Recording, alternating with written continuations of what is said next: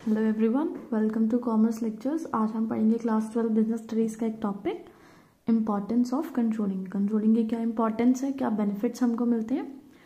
Controlling के बारे में पहले मैं आपको एक बार बता चुकी हूँ, आप मेरी प्रीवियस वीडियो चेक कर सकते हैं। कंट्रोलिंग मतलब क्या होता है, जब एक्चुअल परफॉर्मेंस को और प्लान्ड परफॉर्मेंस को कंपेयर किया जाता है, यानी हमने जो काम जिस तरह से करना है, जो प्लानिंग करी है और एक्चुअली में रियल में जो हमारा काम हुआ है, जब उन दोनों को कंपेयर किया जाता है और बाय चांस कोई डिफरेंस आए, अगर ओके है, सब कुछ सेम है तो ठीक है, इट इज़ गुड। बट अगर कोई प्रॉब्लम है, कोई डेविएशन है, कोई डिफरेंस है, तो उसको करेक्ट करने के लिए जो है स्टेप्स उठाए जाते हैं। This is controlling. So first point is helps in achieving organisational goal. जो आपका कंट्रोलिंग है वो क्या करता है, आपका ऑर्गेनाइजेशन का गोल अचीव करने में आपकी हेल्प करता है। कैसे? अब हमने बोला कि हम इसका मतलब होता है कंपेयरिंग से गोल कैसे अचीव हो जाएगा ऑर्गेनाइजेशन का। ये थोड़ा ना कि हम प्रॉफिट ज़्यादा अर्न करने लग जाएंगे या सेल्स बढ़ जाएगी।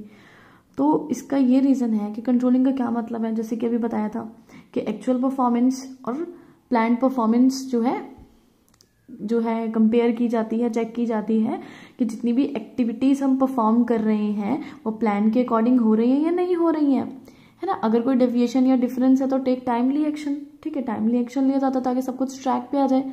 तो क्या होगा, तब सारी एक्टिविटीज़ किस तरह की जाएगी, अकॉर्डिंग टू प्लान्स, यानी जितना भी हम काम करेंगे प्लान के अकॉर्डिंग काम करेंगे तो ऑटोमेटिकली हमारा गोल अचीव हो ही जाएगा। फॉर एग्जाम्पल, आपका गोल क्या है कि हमें अच्छे मार्क्स लाने हैं 12th में, और आपने एक प्लान बनाया कि मैंने इन बुक्स से पढ़ना है, ये नोट्स पढ़ने हैं और इस टाइम पढ़ना है, इतना टाइम इस सब्जेक्ट को देना है। तो जब आप उसी के अकॉर्डिंग सब कुछ पढ़ोगे, सारा जितना भी आपको पढ़ना है, जितना आपने सोचा है वो सब करोगे, तो आपका जो गोल है, जो आपने डिसाइड किया है कि आपको 70% या 80% जितने भी चाहिए वो आ ही जाएंगे ना अगर पढ़ोगे तो। अगर प्लान फॉलो नहीं करोगे तो वो अलग बात है कि आप पास नहीं हो पा रहे हो। Second point is make efficient use of resources. अब सेकंड पॉइंट भी काफ़ी सोचने वाला है। कंपेयरिंग हो रही है प्लान परफॉर्मेंस और एक्चुअल परफॉर्मेंस की, तो एफिशिएंट यूज ऑफ रिसोर्सेज कहाँ से आ गए, इसमें रिसोर्सेज कहाँ से आ गए।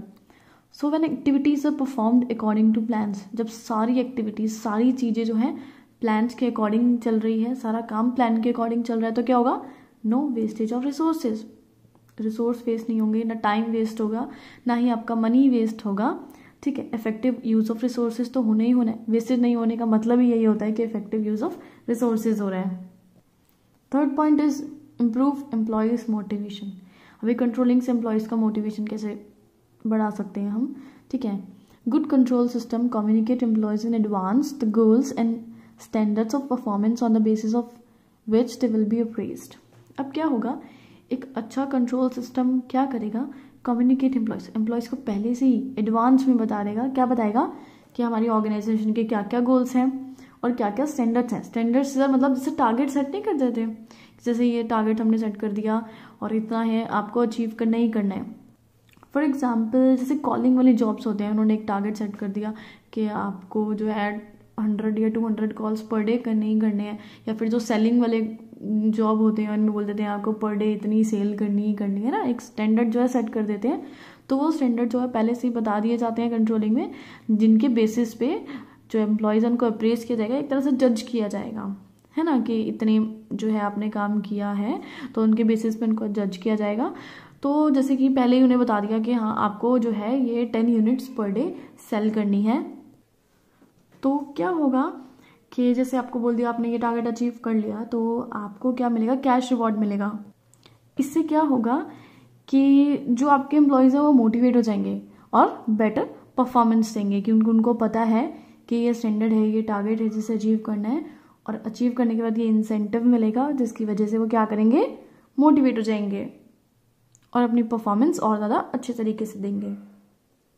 फोर्थ पॉइंट क्या है आपका, कोऑर्डिनेशन इन एक्शन। एक्शंस में कोऑर्डिनेशन कैसे लाता है, it makes sure that controlling इस चीज का ध्यान रखती है प्रॉपर डायरेक्शन इज टेकन। हम प्रॉपर डायरेक्शन में चल रहे हो। प्रॉपर डायरेक्शन का मतलब क्या है, अकॉर्डिंग टू प्लान, जैसा कि प्लान किया था। All departments are controlled according to predetermined standard. और जितने भी डिपार्टमेंट्स हैं उनमें कंट्रोलिंग की जा रही हो प्री डिटरमाइंड, यानी जो पहले से डिटरमाइन किए गए हैं, पहले से डिसाइड किए गए हैं स्टैंडर्ड्स, यानी जो हमने स्टैंडर्ड्स पहले से डिसाइड किए गए हैं उसके अकॉर्डिंग सारे डिपार्टमेंट जो है उन पे कंट्रोलिंग की जा रही हो। All departments are coordinated to each other, और सारे डिपार्टमेंट्स में आपस में कोऑर्डिनेशन हो। 5th पॉइंट है आपका ensure order and discipline. Controlling से ऑर्डर और डिसिप्लिन बना रहता है आपकी ऑर्गेनाइजेशन में। It make sure subordinates perform their function efficiently. Controlling किस चीज़ का ध्यान रखती है कि जितने भी एम्प्लॉयज़ हैं वो जितने भी फंक्शन या एक्टिविटीज़ परफॉर्म करें वो एफिशिएंट वे में परफॉर्म करें। और कैसे इस चीज़ का ध्यान रखती है controlling? By comparing performance against plan performance, यानी जब प्लान परफॉर्मेंस को कंपेयर किया जाता है एक्चुअल परफॉर्मेंस से, तब हमें पता लगता है कि जो है आपके जितने भी एम्प्लॉयज़ हैं वो एफिशिएंटली वर्क कर रहे हैं या नहीं कर रहे हैं। शार्प कंट्रोल रखा जाता है एम्प्लॉयज़ पे। Check over dishonesty and fraud of employees, ठीक है, यानी उन पे कंटिन्यूअस मॉनिटर जो है उनको किया जाता है, उनको ऑब्जर्व किया जाता है हर वक्त, ठीक है, ताकि कोई जो है डिसऑनेस्ट ना हो, एम्प्लॉय कुछ गलत ना करे जो कि कंपनी के अगेंस्ट हो, या कोई फ्रॉड ना घट जाए कंपनी के साथ। It all bring order and discipline, इन सब चीज़ों से डिसिप्लिन आता है आपकी ऑर्गेनाइजेशन में। 6 पॉइंट है आपका जजिंग एक्यूरेसी ऑफ स्टैंडर्ड्स। अभी आपका जो कंट्रोलिंग सिस्टम है वो आपका एक्यूरेसी मतलब कितना जो है सही है आपका कंट्रोलिंग सिस्टम, वो जज कौन करता है आपका? सॉरी कंट्रोलिंग सिस्टम क्या चेक करता है कि जो आपके स्टैंडर्ड्स हैं वो एक्यूरेट हैं या नहीं, वो सही हैं या नहीं। गुड कंट्रोल सिस्टम क्या करेगा? जो अच्छा कंट्रोल सिस्टम होगा, चेक दैट स्टैंडर्ड्स और टारगेट सेट्स आर एक्यूरेट और नॉट, ठीक है। जो आपका अच्छा कंट्रोल सिस्टम है वो किस चीज़ को चेक करेगा कि जो आपके स्टैंडर्ड्स या जो आपने टारगेट फिक्स करे हैं वो एक्यूरेट हैं भी या नहीं है। फॉर एग्जांपल जैसे कि हमने उनको बोला कि कॉल करना है आपको, या फिर जो भी है आपको कुछ सेल करना है 10 यूनिट्स पर डे, तो यह एक टारगेट हमने सेट कर दिया। तो ये जो है कंट्रोल सिस्टम जो है इस चीज़ को चेक करता है कि जो टारगेट हमने सेट किया वो ठीक भी है नहीं, बहुत ज़्यादा हाई तो नहीं रख दिया, बहुत ज़्यादा लो तो नहीं रख दिया। Efficient control system check time to time the changes in environment, और जो आपके एनवायरनमेंट में चेंजेस होते हैं टाइम टू टाइम उनको भी आपका चेक करता है कौन? Control system. And revise standard to match with these changes, और इन स्टैंडर्ड्स को मैच करने की कोशिश करता है ताकि वो एनवायरनमेंट के अकॉर्डिंग चेंज होते रहें। ऐसे ना हो कि हमारे स्टैंडर्ड्स इतने लो हों, ठीक है, तो इनका सारा बेनिफिट जो है एम्प्लॉयज़ को ही मिल रहा हो और आराम से खाली बैठे हुए हैं और कंपनी जो है कुछ अच्छा अर्न नहीं कर रही है। 7th पॉइंट क्या है अब आपका? Helps in improving performance of employees. Controlling जो है एम्प्लॉयज़ की परफॉर्मेंस इंप्रूव करने में काफ़ी हेल्प करता है। अब परफॉर्मेंस कैसे इंप्रूव होती है एम्प्लॉयज़ की? एक हमने पीछे पॉइंट पढ़ा था कि वो मोटिवेट हो जाते हैं, वो एक डिफरेंट चीज़ थी कि मोटिवेट हो रहे हैं एम्प्लॉयज़, तो वो विलिंग हो रहे हैं अंदर से काम करने के लिए, तो उनकी परफॉर्मेंस जो है इंक्रीज हो रही है। एक और यहाँ पे पॉइंट अलग से है। सो कंट्रोलिंग क्या है? कंटिन्यूअस चेक करते हैं एम्प्लॉयज़ पे, मतलब हर वक्त अगर अब जैसे कि आप ही हो, आपको हर वक्त आप पे नज़र रखी जा रही है घर में कि बोर्ड्स एग्जाम्स चल रहे हैं और हर वक्त आपकी मम्मी या आपके पापा जो है नज़र रख रहे हैं कि बच्चा पढ़ रहा है या नहीं पढ़ रहा है, या फिर मोबाइल में चैटिंग कर रहा है ना, तो क्या होगा? आपकी परफॉर्मेंस इंप्रूव होगी या नहीं होगी? बिल्कुल होगी, क्योंकि आप जो है इस डर के कारण जो है पढ़ाई करेंगे कि मम्मी मेरे को बार बार देखने आती हैं। क्रिएट ऑर्डर एंड डिसिप्लिन, और प्रॉपर डिसिप्लिन में आप काम करते रहेंगे क्योंकि कंटिन्यूअस मॉनिटर हो रहे हैं आप, ऑब्जर्व हो रहे हैं आप। Make sure that every employee is performing according to plan, और कंट्रोलिंग किस चीज़ का ध्यान रखता है कि अकॉर्डिंग टू प्लान जो है आपके एम्प्लॉयज़ काम करते रहें। This all improve employees performance, इन सब से जो है एम्प्लॉय की परफॉर्मेंस इंप्रूव होती है, क्योंकि अगर आप पे हर वक्त नज़र रखी जा रही है तो इट्स ऑब्वियस कि आप काम को अच्छे से ही करेंगे, आप काम चोरी बिल्कुल नहीं कर सकते हैं। काम चोरी शायद मैंने गलत बोल दिया, मेरे को फिलहाल पढ़ाई चोर बोलना चाहिए था। अभी तो आप खैर 12th में हैं तो पढ़ाई से ही भागेंगे आप। 8th and last point, helps in minimizing the error. अब एरर यानी जो भी कोई गलती होती है तो उसको कम करने में कंट्रोलिंग कैसे हेल्प करता है? डेफिनेशन से वैसे आपको पता लग जाएगा।